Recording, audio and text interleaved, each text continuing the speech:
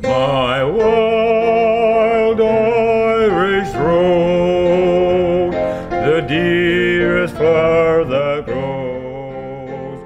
My wife fell on the sidewalk and broke her shoulder, and that was really something. So I had to look after her, and I looked after her for about 3 months. My daughter must have looked ahead, and she realized it was taking its toll. And so we came down here to talk to Barbara. Come on, let's go. So we just picked up and went. Coming to Woolston Park was the best thing for both of us. There couldn't have been anything better. We realized that. And she was well looked after, and I was well looked after too. The people here are marvelous. They are, they feel for us. And the thing that struck me when I first came here, people knew who I was. My name was always on their lips. And I think they have a wonderful system here in making you feel that you belong.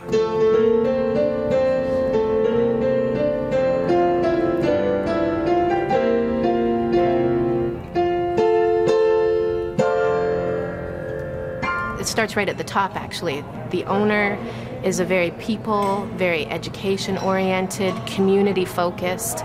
It's more to him than just, establishing buildings and flower beds and filling it with people. It's his life's work. And as an employee of that life's work, it makes you feel like you want to do better. A new staff member who was coming for an interview, and she was sitting on the bench, and I was running a little behind making some phone calls. And when she came into my office for the interview, one of the first things she says, I already know I want to work here. She says, I have never been so pampered in I don't know how long. At least 10 people must have come to me to say, can I help you? Have you been taken care of? And she says, I never get that kind of attention. When I think about working here, what I most want to come out of it is the residents to gain a sense of independence.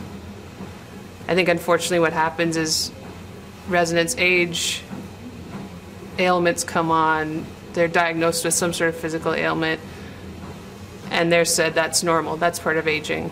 And what I hope is that myth can be destroyed so that they can get a sense of, you know what, no, I can still set goals, I can still work towards something and know, yeah, I don't have to be content with where I'm at.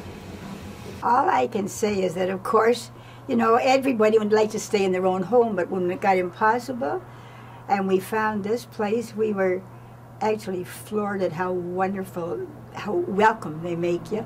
And the whole family can come here and visit anytime and be asked to stay for a meal.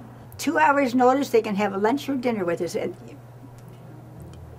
then, we have the little parties, you speak a little bit ahead. But it's been good. You can have relatively small amount of care and look after yourself to a greater extent. As conditions change, you can move into another phase of the retirement establishment, and you can end up finally in long care disability phase. And it's all in the same complex.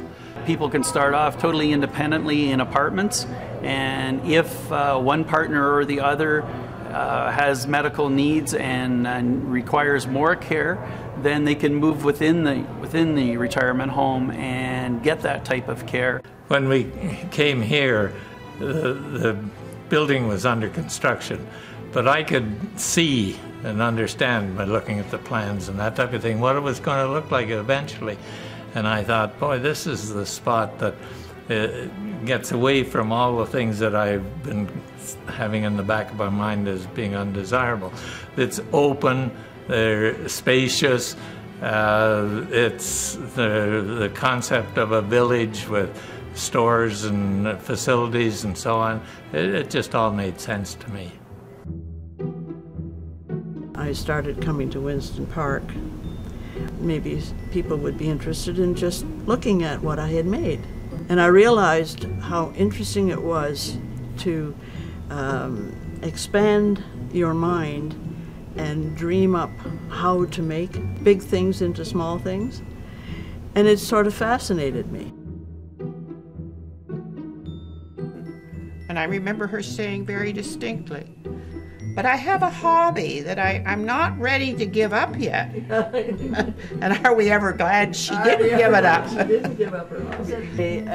It blew my mind. I didn't realize that I could get people who had never done ministries before, but who had so many great ideas, who have been craft people all their lives, and all they had to do was learn to do it in a smaller version, right?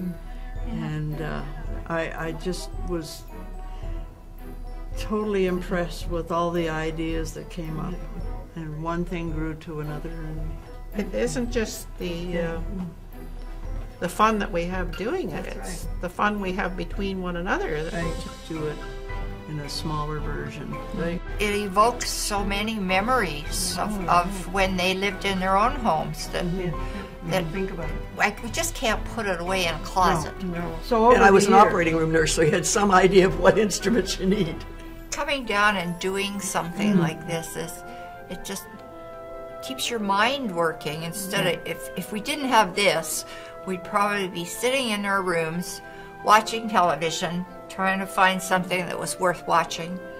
Yeah. Going to bed early, nibbling on the potato chips.